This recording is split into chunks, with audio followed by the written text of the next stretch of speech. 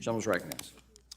Thank you for calling up my Taiwan Conflict Deterrence Act, and I want to thank my good friend and the gentleman from California, Mr. Sherman, for serving as an original co-sponsor. In the last few days, I've had the opportunity to consult with the intelligence community on their assessments of China and China's potential intentions in and around the Straits of Taiwan and the island of Taiwan. And I've just returned from a visit to Korea and Japan, where we talked about, with our most important allies in the region, current rhetoric in and around this important topic. Each of us understands the gravity of China's threat to the Taiwanese people. Even apart from the rhetoric, China has increasingly made incursions into Taiwan's airspace, at times sending dozens of aircraft into the island's air defense zone. A report this month in the Financial Times also cites Taiwanese officials confirming frequent flights by Chinese military balloons in recent years. The Financial Times noted how some U.S. military officials are convinced that Chinese President Xi Jinping wants to be prepared for combat with Taiwan over the near term.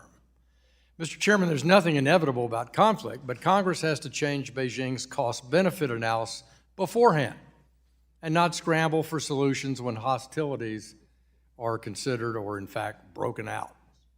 In fact, all of our diplomacy speaks for mutual peaceful work between Taiwan and the People's Republic of China.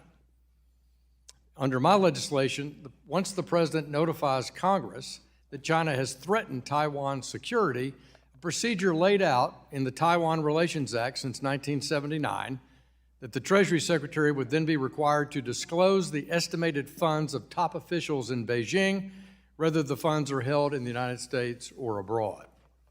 This disclosure would be made public and translated into Chinese so that China's people can finally understand the scope of their leaders' ill-gotten gains.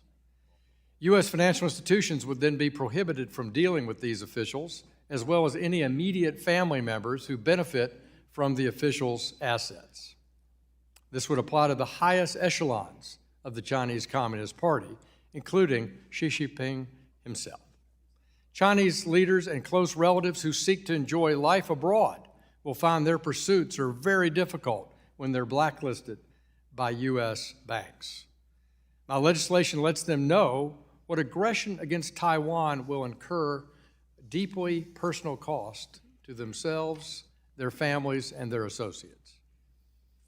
In other words, Mr. Chairman, this bill lets the CCP know that endangering Taiwan will not only expose them to the Chinese public, potentially destabilizing their grip over their country, but also result in harsh financial sanctions for the leadership and for their families. They can avoid these costs by simply stepping back from aggressive militaristic threats towards the Taiwanese. Again, I want to thank my Democratic friend from California for joining me in this initiative. I believe it's one of the clearest signals yet from Congress that the United States is prepared to make China's leaders pay if they're reckless in their approach with Taiwan. But that choice ultimately belongs to China's leadership.